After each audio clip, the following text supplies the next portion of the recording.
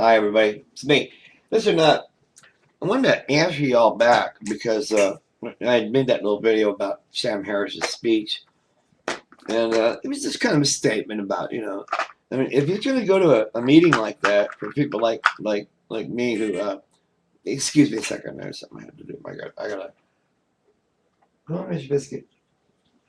Mine. Oh, it's okay. Good boy. Come on, get I had to put Mr. Biscuit to bed, and I just got him back from the vet. Went and got him my blood test. It's getting old. So, anyway. Oh, yeah. Christine, by the way, how you got gray and orange? With my hat. Favorite hat. Gray and orange. How you think? Hey, Christine. She's my favorite girl. In fact, I think I love her. Yeah, that's right. I said that in public, my friend. Something about your brain seems to be able to connect to mine very easily. And if you're not married, I can say these things. And we might even be a whole world apart, a country apart, kiddo. But it don't matter. You're a sweetheart. Anyway, let me finish this comment. I couldn't help myself. You're always saying something about my orange shirt, so I wanted to get that out to you. That I really appreciate it.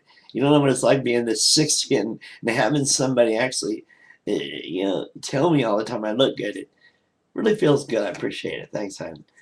But let me get back to my original answer to these guys. We were kind of arguing. They were arguing online on the comments thing. It's hard for me to type, like I say. So I try.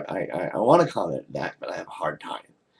But I have supporters that help and actually say say the things that I need to say, like Kleenex, my German friend Hans.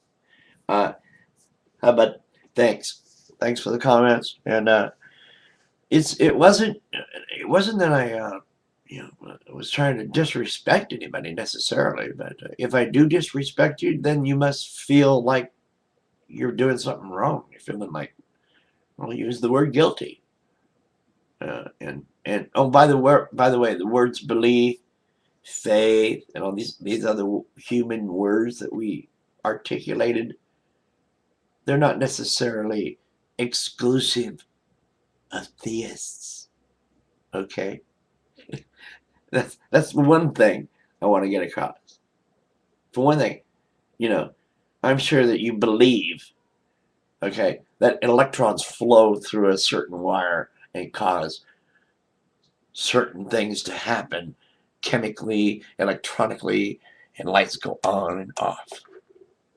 We know that. We believe that. We have faith that if we flick this switch, this light will go off. Well, I do. And I believe that I was born August 10th, 1950. How about you? What do you believe? What do you fucking believe? You can believe anything you want.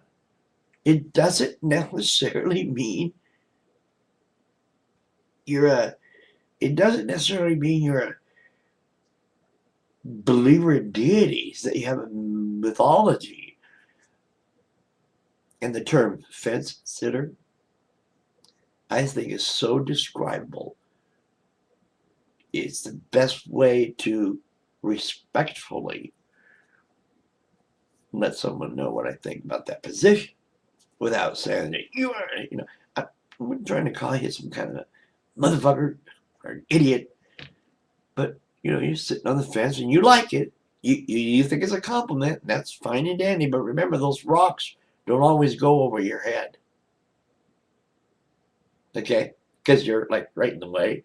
You're in what they call the line of fire. Blam! From both sides. So which side would you rather hear? Think about it for a second. I've thought critically for all my life. I have never thought that there had to be some kind of a deity or afterlife, or I had to believe, or I will never understand that mentality.